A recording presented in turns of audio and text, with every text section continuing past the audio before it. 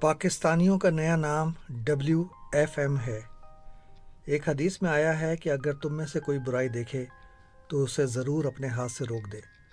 अगर वो ये करने के काबिल ना हो तो उसे अपनी ज़बान से रोके। अगर वो ये भी ना कर सके तो कम अज़ कम उसे अपने दिल में बुरा समझे। ये सबसे कमज़ोर दर्जे का ईमान है। पाकिस्तान में कोई हाथ से बुराई को रोकने वाला बचा ही नहीं तो उसके हालात कैसे सही होंगे, जहां उसकी एलीट क्लास उसको पूरी दीदा दिलेरी से लूट रही है। पाकिस्तान के बजट से 2660 अरब रुपए हर साल एलीट्स को दिया जाता है। कराची का तकरीबन आधा पानी वाटर माफिया ग्रुप चोरी करके बेच रहा है, सबकी आंखों के सामने। गरीब अपनी आमदनी का 30% तक पानी खरीदने के लिए खर्च करते हैं, मगर चूंकि ऐसी चोरी का ज़्यादातर असर बहुत गरीब लोगों पर होता है और वो कुछ करने के काबिल नहीं हैं और बाकी लोग सिर्फ तीसरे दर्जे के मुसलमान हैं, इसलिए शहर और इस मुल्क के हालात शायद कभी भी नहीं बदल सकते।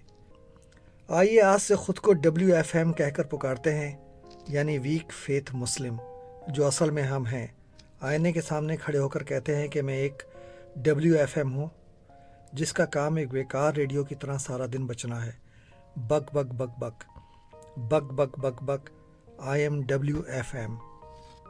आपका शुक्रिया इस मैसेज को सुनने और शेयर करने का।